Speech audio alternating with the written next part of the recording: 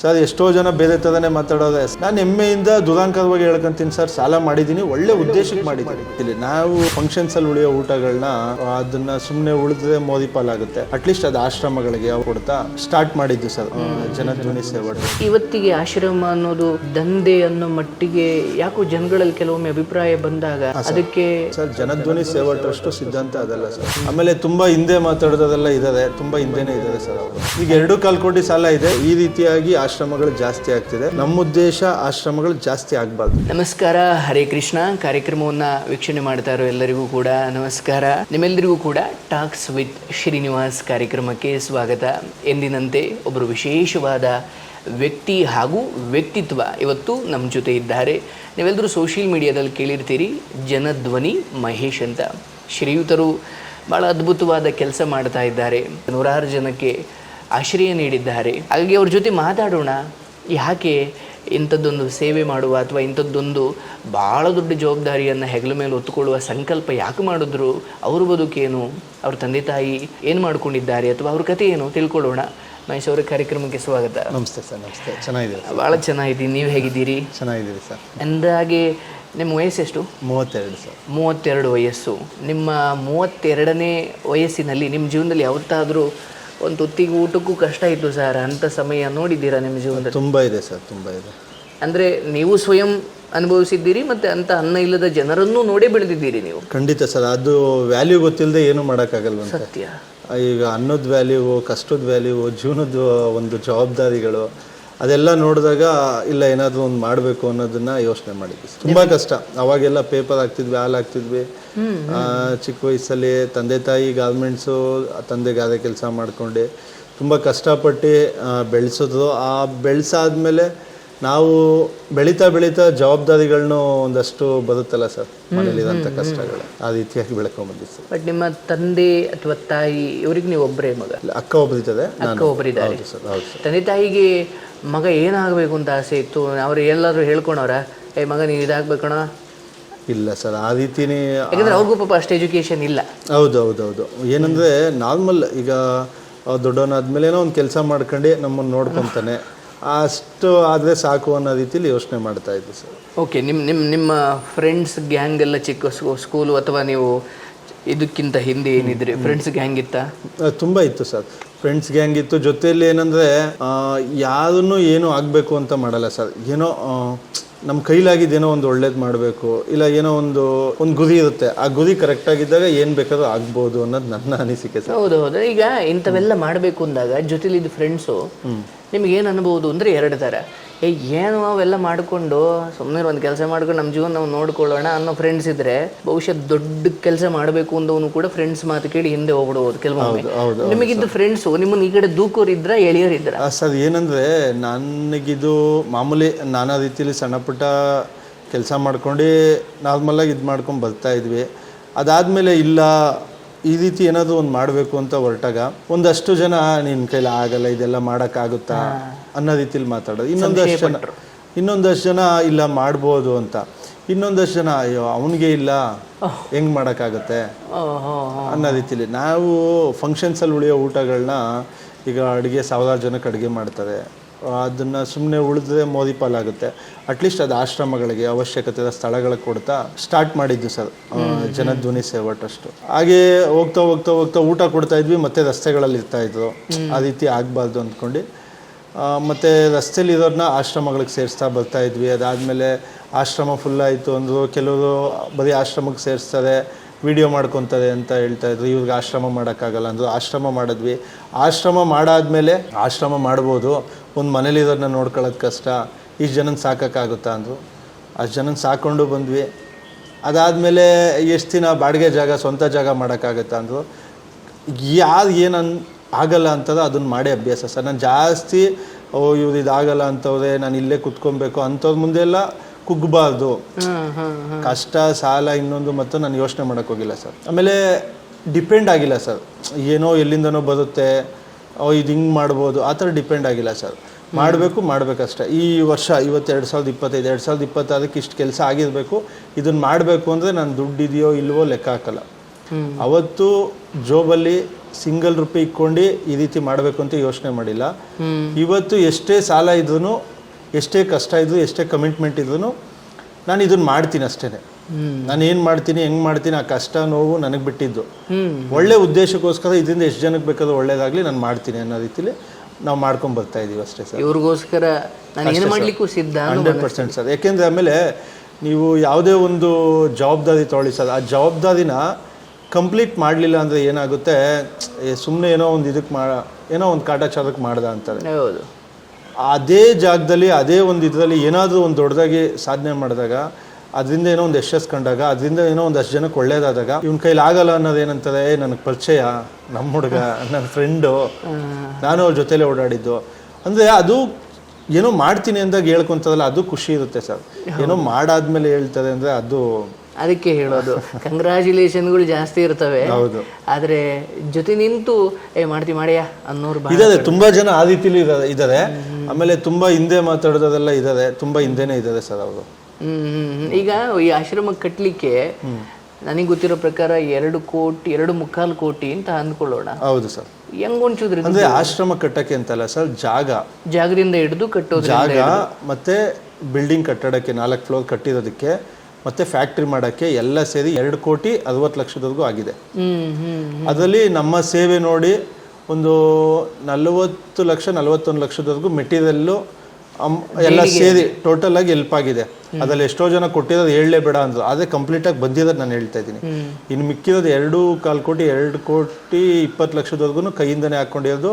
ಅದ್ರಲ್ಲಿ ಒಂದಷ್ಟು ಇಂಟ್ರೆಸ್ಟ್ ಕಟ್ತಾ ಇದ್ದೀರಿ, EMI ಕಟ್ತಾ ಇದ್ದೀರಿ. ಯಾಕೆಂದ್ರೆ ಇದೆಲ್ಲ ಸಾಲ ಮಾಡಿ ಯಾಕೆ ಮಾಡಬೇಕು, ಇದರಿಂದ ಏನು ಸಿಗುತ್ತೆ, ಸಾಲ ಮಾಡಿ ಯಾಕೆ ಹೇಳ್ಕೊಬೇಕು, ಇದನ್ನ ಹೆಂಗೆ ತೀರ್ಸೋಕ್ಕಾಗುತ್ತೆ, ಇಷ್ಟು ರಿಸ್ಕ್ ಏನಕ್ಕೆ ತೊಗೊಬೇಕು ಅನ್ನೋ ಥರ ಯೋಚನೆ ಮಾಡೋದು ಒಂದೇ ಒಂದು ಮಾತು ಸರ್. ಕೇಳಿದ್ರೆ ಇವ್ರ ಕೈಲಿ ಯೋಗ್ಯತೆ ಇದ್ರೆ ಮಾಡಬೇಕು ಅಂತ ಮಾತಾಡ್ತಾರೆ, ಇವ್ರ ಕೈಲಿ ಸಾಕಾಗಲಿಲ್ಲ ಅಂದರೆ ಏನಕ್ಕೆ ಮಾಡಬೇಕು ಅಂತ ಮಾತಾಡ್ತಾರೆ. ಅರ್ಥ ಮಾಡ್ಕೊಳ್ಳಿ ಸರ್ ಹೇಳೋದು. ಅಂದರೆ ನಾನಾ ರೀತಿ ಮಾತಾಡ್ತದೆ. ಇವಾಗ ನಾನು ಸಾಲ ಮಾಡಿದ್ದೀನಿ ಅಂದರೆ ಸರ್ ನನ್ನ ಜವಾಬ್ದಾರಿ ಸರ್, ಸಾಲ ತೀರಿಸ್ತೀನಿ ಅನ್ನೋ ಧೈರ್ಯ ನನಗಿದೆ. ಆಮೇಲೆ ಒಳ್ಳೆ ಉದ್ದೇಶಕ್ಕೋಸ್ಕರ ಮಾಡಿದ್ದೀರಿ, ಮತ್ತು ಫ್ಯಾಕ್ಟ್ರಿ ಶುರು ಮಾಡಿದ್ದೀರಿ. ಅದ್ರಲ್ಲಿ ಬರೋಂಥ ಹಣದಲ್ಲಿ ಒಂದಷ್ಟು ಸಮಾಜಮುಖಿ ಕೆಲಸ ಮಾಡೋಣ, ಸಾಲ ತೀರ್ಸೋಣ, ಆಶ್ರಮ ನಡೆಸೋಣ. ನಾಳೆ ದಿನ ನನಗೆ ಏನಾದರೂ ಹೆಚ್ಚು ಕಡಿಮೆ ಆಗ್ಬೋದು. ಆ ಟೈಮಲ್ಲಿ ಮುಚ್ಚೋಗ್ಬಾರ್ದು ಆಶ್ರಮ. ಅದೆಲ್ಲ ಯೋಚನೆ ಮಾಡಿ ಇಷ್ಟು ಸಾಲ ಇಷ್ಟು ರಿಸ್ಕ್ ತೊಗೊಂಡು ಕೆಲಸ ಶುರು ಮಾಡಿದ್ವಿ ಸರ್. ಕೆಲಸದಿಂದ ಬರೋದ್ರಲ್ಲಿ ನಡ್ಕೊಂಡು ಹೋಗ್ಬೇಕು ಆಶ್ರಮ. ನಾನು ಆಶ್ರಮದ ಹೆಸರಲ್ಲಿ ಏನೂ ಕೇಳಬಾರ್ದು. ಈ ಆಶ್ರಮದ ಹೆಸರಲ್ಲಿ ಏನೂ ಕೇಳಬಾರ್ದು ಅನ್ನೋ, ಅಥವಾ ಇವತ್ತಿಗೆ ಆಶ್ರಮ ಅನ್ನೋದು ದಂಧೆ ಅನ್ನೋ ಮಟ್ಟಿಗೆ ಯಾಕೋ ಜನಗಳಲ್ಲಿ ಕೆಲವೊಮ್ಮೆ ಅಭಿಪ್ರಾಯ ಬಂದಾಗ ಅದಕ್ಕೆ ನಿಮ್ಮ ಈ ಸಮುದಾಯಗಳು ಕೆಲವೊಮ್ಮೆ ಕಾರಣ ಆಗಿರ್ತವೆ ಅಂತ ನಿಮಗನ್ಸುತ್ತಾ ಸರ್? ಇರ್ಬೋದೇನೋ, ಕೆಲವರು ಬೆರಳೆಣಿಕೆ ಜನ ಇರ್ಬೋದು. ಆಮೇಲೆ ಅದ್ರ ಬಗ್ಗೆ ಮಾತಾಡೋದಕ್ಕಿಂತ ನಾನು ಒಂದೇ ಮಾತಲ್ಲಿ ಹೇಳ್ತೀನಿ ಸರ್, ಜನಧ್ವನಿ ಸೇವಾ ಟ್ರಸ್ಟು ಸಿದ್ಧಾಂತ ಅದಲ್ಲ ಸರ್. ನಾನು ಇವತ್ತುವರೆಗೂ 8 ವರ್ಷ ಆಯಿತು ಟ್ರಸ್ಟ್ ಮಾಡಿ.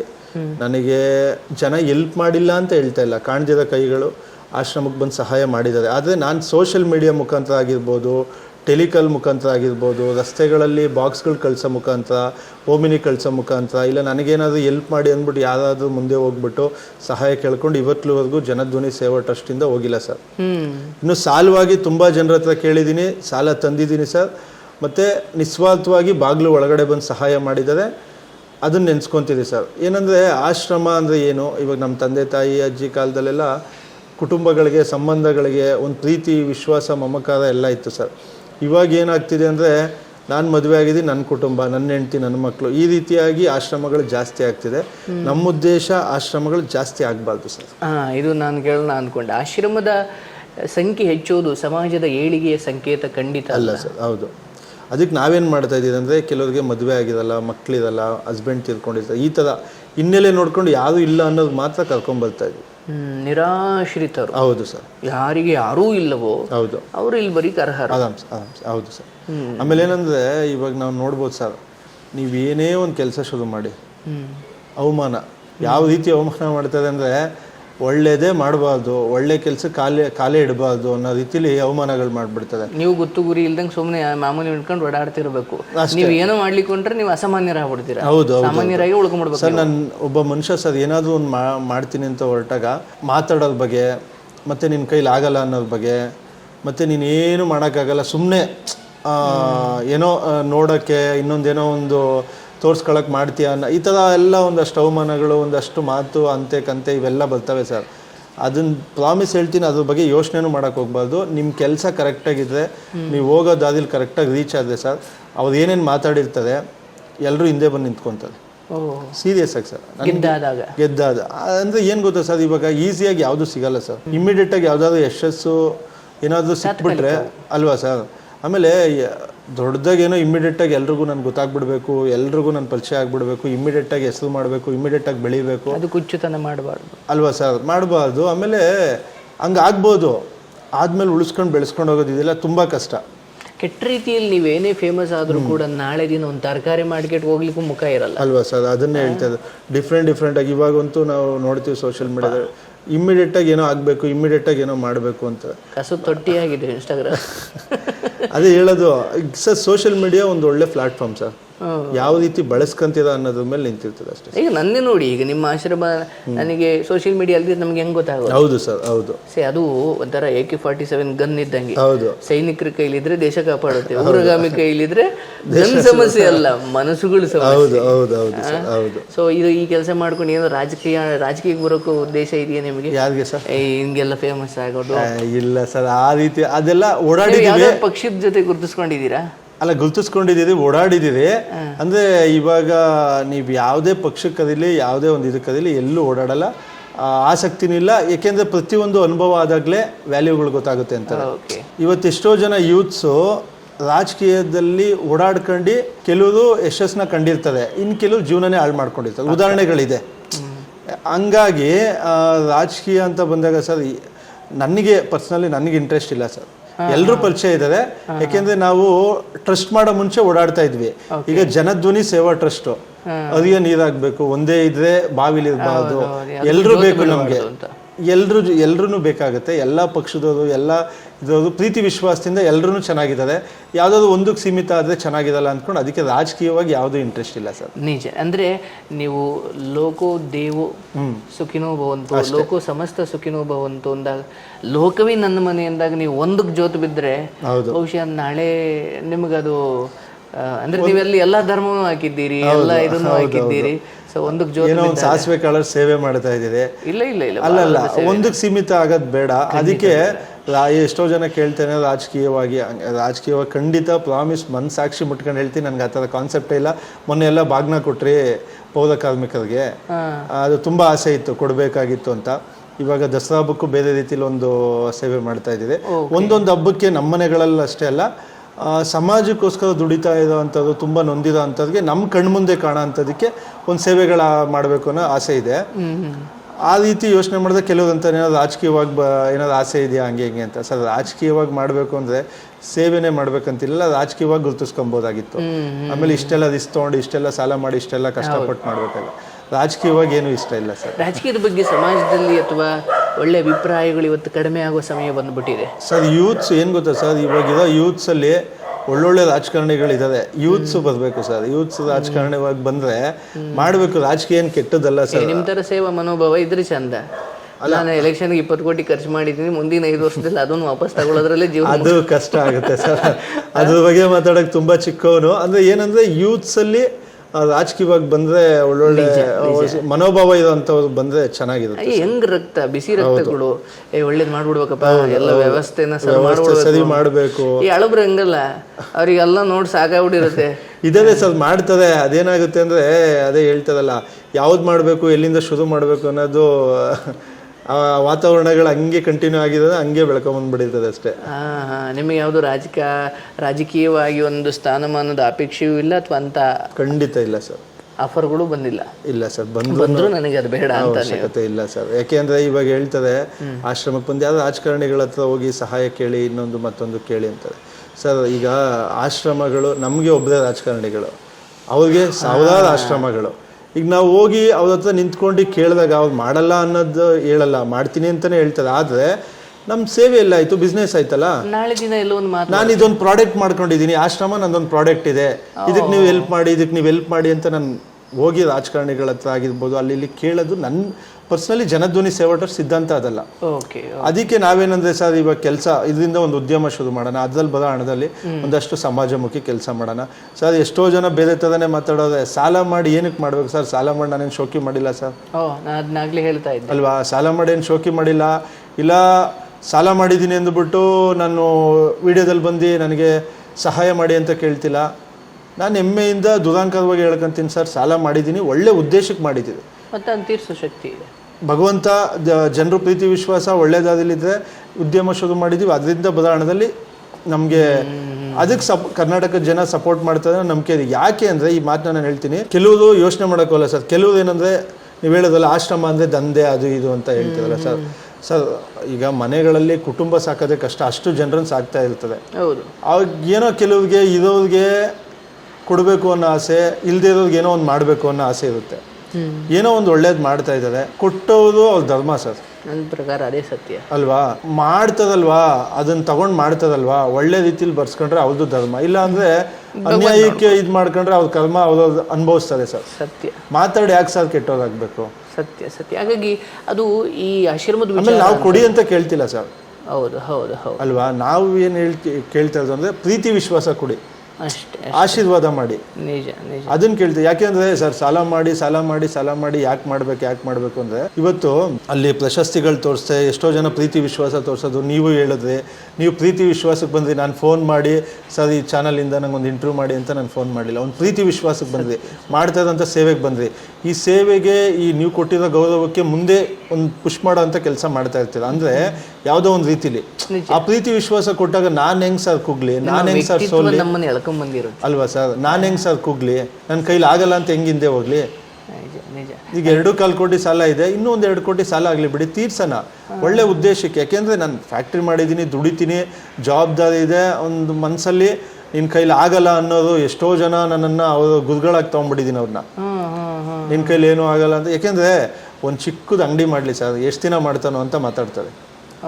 ಒಂದು ತೆಳ್ಳಗಾಡಿ ವ್ಯಾಪಾರ ಮಾಡಲಿ, ಬರೀ ಒಂದು ಚಾಪೆ ಹಾಸ್ಕೊಂಡು ಅಲ್ಲಿ ಒಂದಷ್ಟು ಹಣ್ಣು ತರಕಾರಿಗಳನ್ನ ಇಟ್ಕೊಂಡಿದ್ರೆ ಎಷ್ಟು ದಿನ ಮಾಡ್ತಾನೆ ಬಾರೋ ಅಂತ ಮಾತಾಡ್ತದೆ. ಅಂಥವ್ರು ಇವತ್ತು ದೊಡ್ಡ ಶಾಪೇ ಮಾಡಿರ್ತದೆ ಅಲ್ವಾ. ತಾಳ್ಮೆ ಇರುತ್ತೆ ಅಷ್ಟೇ. ನೋಡಿ ಸರ್, ಅವಮಾನ ಮಾಡ್ದೇ ಬರೀ ಎಲ್ಲ ಹೊಗಳ್ತಾ ಇದ್ರೆ ಇಡೇ ಅಲ್ವಾ. ಒಂದಷ್ಟು ಜನ ಅವಮಾನ ಮಾಡೋದಿರ್ಬೇಕು, ನಿನ್ನ ಕೈಲಿ ಏನೂ ಆಗಲ್ಲ ಅನ್ನೋದಿರ್ಬೇಕು. ಅವನ್ನೆಲ್ಲ ನೆನೆಸ್ಕೊಂಡಾಗ ಆಕ್ಟಿವ್ ಆಗ್ತೀವಿ. ಸತ್ಯ ಸತ್ಯ ಅಲ್ವಾ ಸರ್. ಆ ಒಂದು ಕಾನ್ಸೆಪ್ಟ್ ಯೋಚನೆ ಮಾಡ್ತಿದ್ವಿ. ಪ್ಲಸ್ ಇನ್ನೊಂದೇನು ಅಂದರೆ ನಾವು ಮಾಡೋ ಕೆಲಸ ಇನ್ನೊಬ್ರಿಗೆ ತೊಂದರೆ ಕೊಡ್ತಾ ಇಲ್ಲ, ಇನ್ನೊಬ್ರಿಗೆ ಒಳ್ಳೇದು ಮಾಡೋ ಕೆಲಸ. ಯಾಕೆಂದರೆ ಜೀವನನೇ ಮುಗ್ದೋಯ್ತು ಅನ್ನೋರನ್ನ ಕರ್ಕೊಂಡು ಬಂದು ಜೀವನ ರೂಪಿಸ್ಕೊಟ್ಟೋರಿಗೆ ದೇವರೆಲ್ಲರೂ ಹಾಳು ಮಾಡೋಕ್ಕೆ ಸಾಧ್ಯನಾ ಸರ್. ಅಲ್ವಾ. ನಾವೇನಾದರೂ ಇನ್ನೊಬ್ರು ಮನೆ ಹಾಳು ಮಾಡಿಬಿಟ್ಟು ನಮ್ಮನೆ ಉದ್ಧಾರ ಮಾಡ್ಕೊಬೇಕು ಅನ್ನೋ ಮನಸ್ಥಿತಿ ಇದ್ದಿದ್ರೆ ನಾನೇ ಯಾಕೆ ಸರ್ ಆಶ್ರಮ ಕಟ್ತಿದ್ದೆ, ಒಳ್ಳೆ ಡೂಪ್ಲೆಕ್ಸ್ ಮನೆ ಕಟ್ಸ್ಕೊತಿದ್ದೆ. ಆಶ್ರಮದ ಮೇಲೆ ಮನೆ ಮಾಡ್ಕೊಂಡಿರೋ ಅವಶ್ಯಕತೆ ಇಲ್ಲ. ನನ್ನ ಗೌರವ ಇದೆ ಸರ್, ಇಲ್ಲೇ ಕೆಲಸ ಶುರು ಮಾಡಿದ್ದೀವಿ, ಮುಂದೆ ಏನೋ ಒಂದು ಮಾಡ್ತೀವಿ, ಇನ್ನೂ ಏನೂ ಮಾಡಿಲ್ಲ. ಸತ್ಯವಾಗ್ಲೂ ಏನೋ ಮಾಡಿದ್ದೀವಿ ಅನ್ನೋದು ಇಲ್ಲ, ಏನೋ ಮಾಡ್ತಾ ಇದ್ದೀವಿ ಅನ್ನೋ ನಂಬಿಕೆ ಇದೆ. ಖಂಡಿತ. ಆ ಒಂದು ಜವಾಬ್ದಾರಿನ ಯೋಚನೆ ಮಾಡಿ ಏನೇ ಒಂದು ಮಾಡಬೇಕಂದ್ರೆ ನಮಗೇನು ಬೇಕು, ದುಡ್ಡು ಬೇಕಲ್ವ ಸರ್. ಆ ದುಡ್ಡನ್ನು ಫಂಡ್ ರೈಸ್ ಮಾಡೋಕ್ಕೆ ಇಷ್ಟ ಇಲ್ಲ, ಕೆಲಸ ಶುರು ಮಾಡೋಣ, ಕೆಲಸದಿಂದ ಬರೋದ್ರಲ್ಲಿ ನಡೆಸೋಣ ಅನ್ನೋದು ತುಂಬ ಆಸೆ ಇತ್ತು. ಎಂತೆಂಥ ಪ್ರಾಬ್ಲಮ್ಮಲ್ಲಿ ಸರ್ ಹಳೆ ಆಶ್ರಮದಲ್ಲಿ ನಾನು ಏನು ಹೇಳೋದು ನಂಬ್ತೀರಾ, ಆದರೆ ಹೇಳೋ ಸತ್ಯ ಇರಬೇಕು. ಯಾಕೆಂದರೆ ಇದರಲ್ಲಿ ನಾನು ವಿಡಿಯೋ ಹಾಕ್ದಾಗ ಅಟ್ಲೀಸ್ಟು ಬಡ್ಡಿ ತಂದಿರೋದು ಇರ್ತದೆ, ಬಡ್ಡಿ ಕೊಟ್ಟಿರೋದು ಇರ್ತದೆ, ನಾನು ಕಟ್ಟಿರೋದು ಉದಾಹರಣೆಗಳಿದೆ. ಹಳೆ ಆಶ್ರಮದಲ್ಲಿ ಎಂತೆಂಥ ಸಿಚುವೇಶನ್ ಬಂತು ಗೊತ್ತಾ ಸರ್. 5 kg ಅಕ್ಕಿ, 1 kg ಸಕ್ಕರೆ, ಈ ಥರ ಫುಲ್ ಪ್ರಾಬ್ಲಮ್, ಸಾಲ, ಅಂಥ ಸಿಚುವೇಶನಲ್ಲಿ ತಂದು ಮಾಡಿದ್ದೀರಿ. ಆಮೇಲೆ ಬಾಡಿಗೆ ಕಟ್ಟಬೇಕು, ದುಡ್ಡಿಲ್ಲ ಸರ್. 50,000 10% ಬಡ್ಡಿ ತಂದುಬಿಟ್ಟು ಜಾಗದ ಓನರ್ ಕೊಟ್ಟು ಆಮೇಲೆ ರೇಷನ್ಗಳು ತಂದಿದ್ದೀರಿ. ಅಂಥ ಟೈಮಲ್ಲೂ ನಾನು ವೀಡಿಯೋ ಮಾಡೋಕ್ಕಿಲ್ಲ ಸರ್, ರೇಷನ್ ಇಲ್ಲ, ಅದಿಲ್ಲ. ಯಾಕೆಂದ್ರೆ ಸ್ವಾಭಿಮಾನ. ಮತ್ತು ಫ್ಯಾಮಿಲಿಗಳಲ್ಲಿ ಕೆಲವೊಬ್ರು ಇರ್ತದೆ ಸರ್, ಹೇಳೋದು ಉದಾಹರಣೆ, ಫ್ಯಾಮಿಲಿಗಳಲ್ಲಿ ಫ್ರೆಂಡ್ ಸರ್ಕಲ್ಗಳಲ್ಲಿ ಚೆನ್ನಾಗೇ ಇರ್ತದೆ, ಹಿಂದೆ ಒಂಥರ ಮಾತಾಡ್ತಾರೆ, ಲೂಸ್ಟಾಗಿ ಮಾತಾಡ್ತಾರೆ. ಯಾರೋ ಬಂದು ಹೇಳಿದಾಗ ತುಂಬ ನೋವಾಗುತ್ತೆ. ನಾಳೆ ದಿನ ನಾವೆಲ್ಲೋ ಚೆನ್ನಾಗಾದಾಗ ನಾವು ಶ್ರದ್ಧೆಯಿಂದ ಕಷ್ಟಪಟ್ಟು ಒಂದು ಸಾಲನೋ ಏನೋ ಒಂದು ಒಳ್ಳೆ ಬಟ್ಟೆ ಹಾಕೊಬೋದು, ಸಕ್ಕತ್ತಾಗಿ ಓಡಾಡ್ಬೋದು, ಚೆನ್ನಾಗಿರ್ಬೋದು, ನಾಳೆ ದಿನ ಆಶ್ರಮದ ಹೆಸರಲ್ಲಿ ದುಡ್ಡು ಕೇಳ್ತಿದ್ದ ಕಣೋ ಅಂತ ಮಾತು ಬರಬಾರ್ದು ಅಂತ ಎಷ್ಟು ಸ್ವಾಭಿಮಾನದಿಂದ ತಡ್ಕೊಂಬಂದಿದ್ದೀನಿ ಗೊತ್ತಾ. ಇದು ಕಟ್ಟಬೇಕಾದ್ರೂ ಒಂದೇ ಒಂದು ವೀಡಿಯೋ ಹಾಕಿದ್ದು ಸರ್, ದುಡ್ಡು ಕೊಡಿ ಅಂತ ಕೇಳಲಿಲ್ಲ. ಯಾಕೆಂದ್ರೆ ತುಂಬ ಜನ ಹೇಳಿದ್ರು ನೀವು ಕಟ್ಟೋ ಟೈಮಲ್ಲಿ ಹೇಳಿ ಅಂತ. ಆ ಒಂದು ಉದ್ದೇಶಕ್ಕೆ ಬರೀ ಹಾಕಿದ್ದು 1-2 ವೀಡಿಯೋ ಸರ್. ಇಷ್ಟ ಇದ್ದರೆ ಮೆಟೀರಿಯಲ್ ಸಹಾಯ ಮಾಡಿ, ಯಾವುದೇ ಹಣಕಾಸು ಬೇಡ ಅಂತ. ಯಾಕೆಂದ್ರೆ ತುಂಬ ಜನ ಹೇಳಿದ್ರು, ಇನ್ನು ದುರಾಂಕದ ಅನ್ಕೊತದಲ್ಲ. ಆಮೇಲೆ ಪರ್ಸ್ನಲಾಗಿ ಯಾರಿಗೂ ಫೋನ್ ಮಾಡಿ ಕೇಳಿ, ಕಟ್ತಾ ಇದ್ದೀವಿ ಕೊಡಿ. ಆ ರೀತಿಯಾಗಿ ತುಂಬ ಹೇಳೋಕ್ಕಾಗಲ್ಲ ಸರ್, ಅಸಾಧ್ಯ ಅನ್ಕೊಬೋದು. ಆಶ್ರಮ ನಡೆಸ್ಬೇಕಾದ್ರೆ 10% ಬಡ್ಡಿ ತಂದುಬಿಟ್ಟು ಕೊಟ್ಟಿರೋದು ಸರ್. ಸೀರಿಯಸ್ಸಾಗಿ ಬಡ್ಡಿ ಬಿಡ್ತಾ ಇರಲಿಲ್ಲ ಸರ್ ಅವರು. ಹೆಂಗೆ ಫೋನ್ ಮೇಲೆ ಫೋನ್ ಮಾಡೋದು ಗೊತ್ತಾ, ಎಂತೆಂಥ ಮಾತುಗಳು ಕೇಳಿದ್ದಿದೆ. ಇವತ್ತೇನೋ ಈಸಿಯಾಗಿ ಕೂತ್ಕೊಂಡು ಎಲ್ಲೋ ಒಂದು ಲೈನ್ ಕಮೆಂಟ್ ಬರೀಬೋದು, ಏನೋ ಒಂದು ಮಾತು ಅನ್ಬೋದು, ಪರವಾಗಿಲ್ಲ ಸರ್. ಅವ್ರು ಏನಾದರೂ ಬರೀಲಿ, ತಲೆನೂ ಕೆಡ್ಸ್ಕೊಳಕ್ಕೋಲ್ಲ. ಯಾಕೆಂದರೆ ಇಷ್ಟಪಡೋರು 100 ಜನ ತುಂಬ ಪ್ರೀತಿಯಿಂದ ಹಾಕಿರ್ತಾರೆ. ಯಾರೋ ಒಬ್ಬ ಆಗ್ತಾನೆ ಅಂದರೆ ಅದ್ರ ಬಗ್ಗೆ ಯಾಕೆ ತಲೆ ನಮ್ಮ ಕಣ್ಣು ಅಲ್ಲಿಗೆ ಹೋಯ್ತವೆ ಅಲ್ವಾ? ಅಲ್ಲ, ಏನಕ್ಕೆ ಅಂದರೆ ಅವ್ರು ಆಗ್ತದೆ ಅಂದರೆ ಏನು ಗೊತ್ತಾ ಸರ್, ಹಾಕ್ಲಿ, ಬೇಡ ತಪ್ಪು ಅಂತ ಹೇಳ್ತಿಲ್ಲ ಸರ್. ಮಾಡೋದು ಅವ್ರು ಹಿನ್ನೆಲೆ ತಿಳ್ಕೊಂಡು ಹಾಕ್ಲಿ. ಎಲ್ಲೋ ಒಂದು ವಿಡಿಯೋ, ಯಾವುದೋ ಒಂದು ವಿಡಿಯೋ, ನಾನು ಪೌರ ಕಾರ್ಮಿಕರಿಗೆ ತುಂಬ ಆಸೆ ಇತ್ತು ಬಾಗ್ನ ಕೊಡಬೇಕು ಅಂತ ಆಗಲೇ ಹೇಳಿದೆ. ನಾನು ದುಡ್ಡನ್ನ ಎಣಿಸ್ಬಿಟ್ಟು ಕೊಟ್ಟೆ. ಯಾಕೆ ಎಣಿಸ್ಬಿಟ್ಟು ಕೊಟ್ಟೆ, ಎನ್ವಲಪ್ ಕೊಡಬೇಕಾಗಿತ್ತು ಅಂತ ತುಂಬ ಜನ ಹೇಳಿದ್ರು. ಸರ್, ಇದು ಒಂದು ಸಂಸ್ಥೆ ಸರ್ ಮಾಡ್ತಾ ಇರೋದು. ನಾನು ಅದನ್ನೇ ಹೇಳ್ತಾಯಿದ್ದೀನಿ ಒತ್ತಿ ಏನೇ ಮಾಡಿದ್ರು ಒಂದು ಈಗ ನಾನೊಬ್ಬ ಪರ್ಸ್ನಲ್ಲಾಗಿ ಮಹೇಶ್ ಒಬ್ಬ ಹೋಗಿ ಮಾಡ್ತೇನೆ ಅಂದರೆ, ಊಟ ಮಾಡಿಬಿಟ್ಟು ಅಲ್ಲಿ ರಸ್ತೆಯಲ್ಲಿ ಪಾಪ ಸೆಕ್ಯೂರಿಟಿ ಇರ್ತದೆ, ಒಂದು 100 ರೂಪಾಯಿ ತೊಗೊಳ್ಳಿ ಅಂತ ಕೊಡ್ತೀವಿ, ಅದೆಲ್ಲ ವೀಡಿಯೋ ಮಾಡಿ ಹಾಕೋಕ್ಕಾಗಲ್ಲ ಸರ್. ಆಮೇಲೆ ಯಾವುದೋ ಊಟ ಇಲ್ಲ ಅಂತದೆ, ಒಂದು 500 ರೂಪಾಯಿ ಕಳಿಸ್ತೀವಿ, ಒಂದು ಫ್ಯಾಮಿಲಿ ಎಲ್ಲೋ ಬಂದ್ಬಿಟ್ಟಿರ್ತದೆ ಅಂತದೆ. ನಮ್ಮ ಕೈಲಾಗಿದ್ದು ಯಾಕೆ ಈ ಮುಖಾಂತರ ಹೇಳ್ಕೊತಿದ್ದೀನಿ ಅಂದರೆ, ಸರ್ ಅದು ಒಂದು ಸಂಸ್ಥೆ ಮಾಡ್ತಾಯಿದೆ, ಒಂದು ಸಂಸ್ಥೆ ಏನು ಮಾಡ್ತಾಯಿದೆ ಅನ್ನೋದು ಗೊತ್ತಾಗಲಿ, ಇದರಿಂದ ಒಂದು 4 ಜನಕ್ಕೆ ಸ್ಫೂರ್ತಿ ಆಗಲಿ. ಖಂಡಿತ. ಎನ್ವಲಪ್ಪಲ್ಲ ಸೀರೆನ ಹೋಗ್ಬಿಟ್ಟು ಅಲ್ಲಿಂದ ಸೀರೆ ತೊಗೊಂಬಂದಿದ್ದು ವೀಡಿಯೋ ಏನಕ್ಕೆ ಆಗ್ತದೆ ಗೊತ್ತಾ, ಆಶ್ರಮಕ್ಕೆ ಬಂದಿರುತ್ತೆ ಸೀರೆ, ಅಲ್ಲೇ ಮಡಿಸ್ಬಿಟ್ಟು ಕೊಟ್ಬಿಟ್ಟು ಒಂದಷ್ಟು ಅರ್ಶಿನ ಕುಂಕುಮ ಮಡಗ್ಬಿಟ್ಟು ಬಳೆ ಕೊಟ್ಬಿಟ್ಟು ಒಂದು ಇದ್ರಲ್ಲಿ ಮಡಗ್ಬಿಟ್ಟು ಕೊಟ್ಬಿಡ್ತದೆ ಅನ್ನೋದು ರೀತಿಲಿ ಮಾತಾಡ್ತದೆ. ಸರ್, ಆಶ್ರಮಕ್ಕೆ ನಾನು ಹೇಳ್ತಾ ಇಲ್ವಾ ಸರ್, ನಾನು ಎಲ್ಲಿಂದ ರೇಷನ್ ತರ್ತೀರಿ, ರೇಷನ್ ದಿನಕ್ಕೆ ಏನೇನು ತರ್ತೀರಿ, ತರಕಾರಿ ಎಲ್ಲಿಂದ ತೊಗೊಂಬರ್ತೀನಿ, ನಾನೇ ಹೋಗ್ತೀನಿ ಹೇಳಿದ್ದು. ಅಲ್ಲಿ ಏನಿರಲ್ಲ, ದಿನಕ್ಕೆ ಮನೆಗಳಲ್ಲಿ ಬೆಳಗ್ಗೆ ಟಿಫನ್ ಮಾಡಬೇಕು ಅಂದರೆ ಒಂದಷ್ಟು ಐಟಮ್ ಇದೆಲ್ಲ ಅಂಗಡಿಗೆ ಹೋಗಿ ತೊಗೊಂಬರ್ತದೆ ಹೇಳಿದ್ದು. ಆ ರೀತಿಯಾಗಿರ್ತದೆ ಸರ್. ಈಸಿಯಾಗಿ ಕೂತ್ಕೊಂಡು ಎಲ್ಲೋ ಮಾತಾಡೋದಕ್ಕಿಂತ ನಾನು ಇವಾಗಲೂ ಡೈರೆಕ್ಟಾಗಿ ನಿಮ್ಮ ಚಾನಲ್ ಮುಖಾಂತರ ಒಂದು ಚಾಲೆಂಜ್ ಕೊಡ್ತೀನಿ ಸರ್. ನನ್ನ ಸ್ಥಾನದಲ್ಲಿ ನಿಂತ್ಕೊಂಡ್ಬಿಟ್ಟು 1 ತಿಂಗಳು ಸರ್, 1 ತಿಂಗಳು ಮೇಂಟೈನ್ ಮಾಡಲಿ ಸರ್.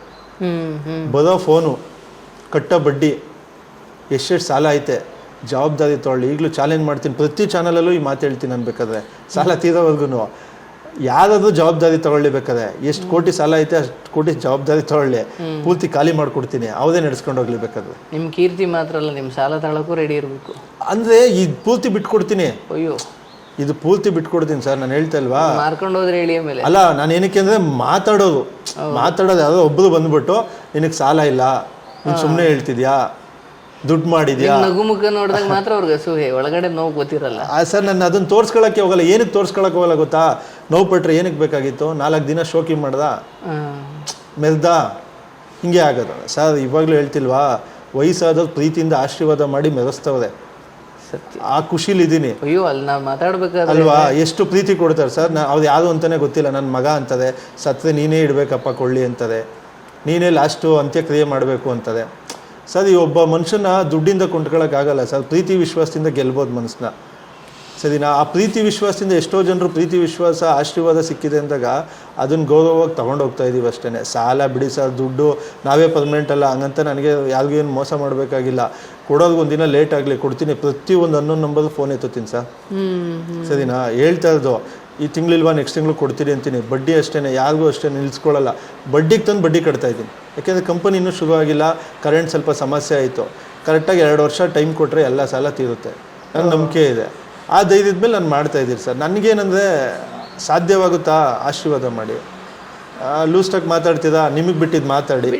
ಅವರು ನೀವು ಅದು ಕುಗ್ಗೋ ವ್ಯಕ್ತಿನೂ ಅಲ್ಲ. ಅದು ಯಾಕಂದ್ರೆ ಹೊಸಬ್ರು ಯಾರೋ ಇಂಥ ಒಳ್ಳೆ ಕೆಲಸ, ಆಶ್ರಮ ಅಂತಲೇ ಅಲ್ಲ, ಏನೋ ಸಮಾಜ ಯಾವುದೇ ಒಂದು ಸೇವೆಯಲ್ಲಿ ಇರಲಿ ಸರ್, ಬಂದ್ಬಿಡ್ತಾರೆ, ಕಮೆಂಟ್ ಹಾಕ್ತಾರೆ, ಕುಗ್ಗಿಸ್ತಾರೆ, ಎಷ್ಟೋ ಜನ ಡ್ರಾಪ್ ಔಟ್ ಆಗ್ಬಿಡ್ತಾರೆ. ಕೋಟಿ ಇರ್ಬೋದು ಸರ್, ಕೊಡೋ ಮನಸ್ಸಿಲ್ಲ ಅಂದರೆ ಏನಕ್ಕೂ ಪ್ರಯೋಜನ ಇಲ್ಲ. ಹೌದು ಅಲ್ವಾ? ನನಗೆ ಇಷ್ಟು ಸಾಲ ಆಯ್ತಲ್ಲ ಹೇಳ್ತಾರೆ. ಇವಾಗ ಗೌರ್ಮೆಂಟ್ ಶಾಲೆಗಳಿಗೆ ಒಂದಷ್ಟು ಶಾಲೆಗಳಿಗೆ ಬುಕ್ಗಳು ಕೊಟ್ರಿ, ಒಂದಷ್ಟು ಶಾಲೆಗಳಿಗೆ ಮೊನ್ನೆ ಸ್ವಾತಂತ್ರ್ಯ ದಿನಾಚರಣೆ ದಿನ ಫ್ಯಾನು, ಒಂದಷ್ಟು ಊಟ, ಅದೇನೇನೋ ನಮ್ಮ ಕೈಲಾಗಿ ಸೇವೆಗಳು ನಾವು ಅಲ್ಲಿ ಮಾಡಿದ್ವಿ. ಎಲ್ಲ ಈ ಸುತ್ತಮುತ್ತ ಇರೋ ಶಾಲೆಗಳಿಗೆಲ್ಲ ಒಂದಷ್ಟು ಬುಕ್ಸ್ಗಳು ಕೊಟ್ವಿ. ಮತ್ತು ಮೊನ್ನೆ ಪೌರ ಕಾರ್ಮಿಕರು ಕೊಟ್ಟು, ಇವೆಲ್ಲ ಸಾಲ ಇಟ್ಕೊಂಡು ಇವೆಲ್ಲ ಯಾಕೆ ಮಾಡಬೇಕು ಅಂತದೆ ಸರ್. ನೀವು ಒಂದು ಸಂಸ್ಥೆ ನಡೆಸಬೇಕಾದ್ರೆ ನೀವು ಆ ಸಂಸ್ಥೆನ ಉನ್ನತ ಮಟ್ಟಕ್ಕೆ ತೊಗೊಂಡೋಗ್ಬೇಕು, ಆ್ಯಕ್ಟಿವ್ ಆಗಿರಬೇಕು, ಇದರಿಂದ ಏನಾದರೂ ಒಂದು ಮಾಡಬೇಕು. ನನ್ನ ಪಾಲಿಸಿ ಏನು ಗೊತ್ತಾ ಸರ್, ನನಗೆ ಗೊತ್ತಿರೋದು, ನಮ್ಮ ಕಷ್ಟ ಇರಲಿ ಏನೇ ಇರಲಿ, ನಾವು ಕೊಟ್ಟಷ್ಟು ದೇವ್ರು ನಮ್ಗೆ ಕೊಡ್ತದೆ. ಸತ್ಯ. ಕೂಡಿಟ್ಬಿಟ್ಟು ಇದರಲ್ಲೇ ಬ್ಯಾಲೆನ್ಸ್ ಮಾಡ್ಕೊಂಡು ಇದರಲ್ಲೇ ಆಲ್ಟ್ರ್ ಮಾಡ್ಕೊಂಡು ಹೋಗೋಣ, ಬರೋದೆಲ್ಲ ಬರ್ತಾ ಇರಲಿ ಅನ್ನೋ ಮನಸ್ಥಿತಿ ಇದೆ ಸರ್. ಕೊಡೋ ಕೆಲಸ ನಿಂತ್ಕೊಂಡ್ರೆ ದೇವರು ಕೊಟ್ಟಿರೋದನ್ನೆಲ್ಲ ಒಂದೇ ಸಲ ಕಿತ್ಕೊತಾರೆ. ನಾನು ಅದನ್ನು ನಂಬ್ತಿದ್ದೆ ಸರ್. ಮಾಡೋ ಕೆಲಸ ಒಂದಲ್ಲ ಒಂದು ಟೈಮಲ್ಲಿ ಎಲ್ಲೋ ಒಂದು ಕಡೆ ನಿಯತ್ತ ಕಾಪಾಡುತ್ತೆ. ಮುಂಚೆ ಎಲ್ಲ ವೀಡಿಯೋನೇ ಆಗ್ತಾ ಇರಲಿಲ್ಲ ಸರ್. ನಿಮ್ಮ ಥರ ಎಲ್ಲ ನಾರ್ಮಲಾಗಿ ಹೇಳಿ ಸ್ವಲ್ಪ ಸೋಷಿಯಲ್ ಮೀಡಿಯಾದಲ್ಲಿ ಆ್ಯಕ್ಟಿವ್ ಆಗಿ ಹಿಂಗೆ ಹಾಕಿ ಈ ಥರ ಮಾಡಿ ಹಿಂಗೆ ಮಾಡಿ ಅಂತ ಐಡಿಯಾಗಳು ಕೊಟ್ಟಾಗ ಒಂದಷ್ಟು ವೀಡಿಯೋಗಳು ಇದು ಮಾಡ್ಕೊಂಡು ಬರ್ತಾಯಿದೆ. ಯಾಕೆಂದರೆ ಇದರಿಂದ ಅಟ್ಲೀಸ್ಟ್ ಒಂದಷ್ಟು ಜನಕ್ಕೆ ಸ್ಫೂರ್ತಿ ಆಗಿದೆ. ನೀವು ಇರುವುದರ ಅರಿವು ಜನಕ್ಕೆ ಮೂಡಬೇಕು. ಹಣದ ವಿಚಾರ ಆಮೇಲೆ, ಆದರೆ ಅಲ್ಲೊಂದು ವಸ್ತು ಇದೆ, ಈಗ ಅಡುಗೆ ಮಲ್ಲಿ ಚಾಕ್ ಇದೆ ಅಂತ ಗೊತ್ತೇ ಇಲ್ಲ ಹೋದ್ರೆ ಚಾಕ್ ಬೈಕೊಂಡು ಏನೋ ಬೇರೆದ್ರಲ್ಲಿ ಕುಯ್ಕೊಂಡು ಸುಮ್ಮನೆ ಆಯ್ತಾಳ. ಇರುವುದರ ಅರಿವು ಮುಖ್ಯವಾಗಿ. ಜೇಬಲ್ 10 ರೂಪಾಯಿ ಇದೆ, ಅದು ಗೊತ್ತಿಲ್ಲದೆ ಹೋದ್ರೆ 10 ರೂಪಾಯಿ ಕೊಟ್ರೆ ಯಾರೋ ಒಂಚೂರು ಇದೊಂದು ತಾಂಬ ಇದೆ, ಅಲ್ಲೇ ಇದೆ. ಆದ್ರೆ ಇರುವುದರ ಅರಿವು ಇಲ್ಲದೆ ಹೋದ್ರೆ, ಹಾಗೆ ನೀವು ಸೋಷಿಯಲ್ ಮೀಡಿಯಾದಲ್ಲಿ ಹಾಕೋದು ಈ ಜನರು 4 ಜನ ಕೆಟ್ಟ ಕಮೆಂಟ್ ಹಾಕ್ಬೋದು. ಬಟ್ ಎಷ್ಟೋ ಹುಡುಗರಿಗೆ ಅಯ್ಯೋ ಇಂಥದ್ದು ಮಾಡಿದ್ರೆ ತಾನೇ ಜೀವನ ಸಾರ್ಥಕ, ನಾವು ಇಷ್ಟಪ್ಪ ಹೊಟ್ಟೆ ತುಂಬಿಸ್ಕೊಳ್ಳೋಕೆ ಈ ಜನ್ಮ ಇರೋದಾದ್ರೆ ನಾಯಿಗೂ ಐತಪ್ಪ. ಅದು ತುಂಬ ಜನ ಪ್ರೀತಿ ವಿಶ್ವಾಸ ತೋರಿಸ್ತಾರೆ ಸರ್. ಆಮೇಲೆ ಇನ್ನೊಂದು ಖುಷಿ ಆಗೋದು ಏನಂದರೆ ಸರ್, ಹೆಸರು ಬೇಡ, ಎಷ್ಟೋ ಜನ ಸ್ಫೂರ್ತಿಯಾಗಿ ತೊಗೊಂಡಿದ್ದಿದೆ. ನಿಮ್ಮಿಂದ ನಾವು ಆಶ್ರಮ ಮಾಡಿದ್ದಿದೆ, ದೊಡ್ಡ ದೊಡ್ಡ ಆಶ್ರಮಗಳು ಇವತ್ತು ಹೇಳೋದು ತುಂಬ ಜನ ಸ್ಫೂರ್ತಿಯಾಗಿ ತೊಗೊಂಡ್ರು. 8 ವರ್ಷದ ಮುಂಚೆ ಸ್ಟಾರ್ಟ್ ಮಾಡಿದಾಗ ಇವತ್ತು ತುಂಬ ಚೆನ್ನಾಗಿ ಮಾಡ್ಕೊಂಡು ಹೋಯ್ತು, ತುಂಬ ಖುಷಿ ಆಗುತ್ತೆ. ಆಮೇಲೆ ಅವ್ರ ನೆರಳಲ್ಲಿ ಒಂದಷ್ಟು ಜನ ಆಶ್ರಯ ಪಡೆದಿರ್ತದಲ್ಲ, ಅದು ಖುಷಿ ಆಗುತ್ತೆ. ವಿಡಿಯೋ ಹಾಕೋದ್ರಿಂದ ಎಷ್ಟೋ ಕುಟುಂಬಗಳು ಒಂದಾಗಿದೆ, ಎಷ್ಟೋ ಫ್ಯಾಮಿಲಿಯವರು ಖುಷಿಯಿಂದ ಕರ್ಕೊಂಡೋಗಿದ್ದಾರೆ. ಆಮೇಲೆ ಎಷ್ಟೋ ಜನ ಆಶೀರ್ವಾದ ಮಾಡ್ತಾರೆ, ಎಷ್ಟೋ ಜನ ಗುರ್ತಿಡಿತಾರೆ. ಇವೆಲ್ಲ ಪ್ರೀತಿ ವಿಶ್ವಾಸ, ಇದೊಂದು ಸೋಷಿಯಲ್ ಮೀಡಿಯಾ ಒಂದು ಪ್ಲ್ಯಾಟ್ಫಾರ್ಮ್ ಸರ್.